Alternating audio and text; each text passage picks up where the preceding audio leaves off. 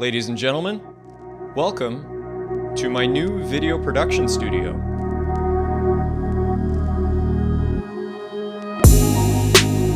This used to be my bedroom, and this room is actually twice the size, or almost twice the size, of our old office, which is now our bedroom. Now, yes, the luxury of having a big room is really nice, but why not use a big room to help boost productivity for projects of tomorrow instead? To me, between you and I, it's free real estate. There's a little theory that exists, which is the harder something is to complete, the less likely you are to complete it. Let's just use a guitar for example. If your guitar is stored in the back of your closet all the time, you'll be way less likely to learn a new chord. Unlike if it's always at arm's reach, you'll be way more likely to pick it up and learn a new song. This is the approach I'm taking to video production.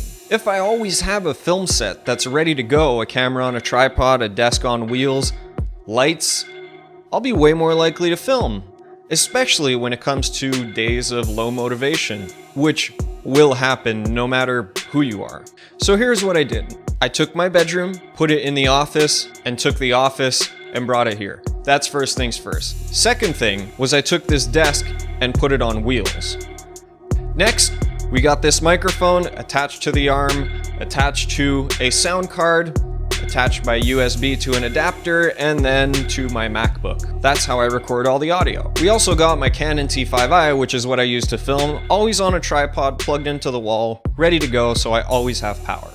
Speaking of power, I've made sure that there's power bars and extension cords everywhere in the office so that wherever I need to put a light or wherever I need power, it's available. I also made sure to install blackout curtains to block all the outdoor light from two giant windows which are on this side of the set. This is to make sure only the light I want on the set is on the set, which usually comes from these two newer 660 LED panels I have. For sound insulation, there's the blackout curtains and the carpet below me that helps, and I also have a bedspread held up by mic stands on my left. I also set up my 10-year-old iMac for script writing with the backup storage server I showed you guys how to make in the last video, link below on how to make that, right underneath it. I set my studio monitors on both sides to edit, and lastly, we have this wall. I got my two guitars up, which is nice, and the beam in back of me, but I think we can do better. Especially with what came in the mail today. Any guesses on what it may be? I guess we won't know until next week.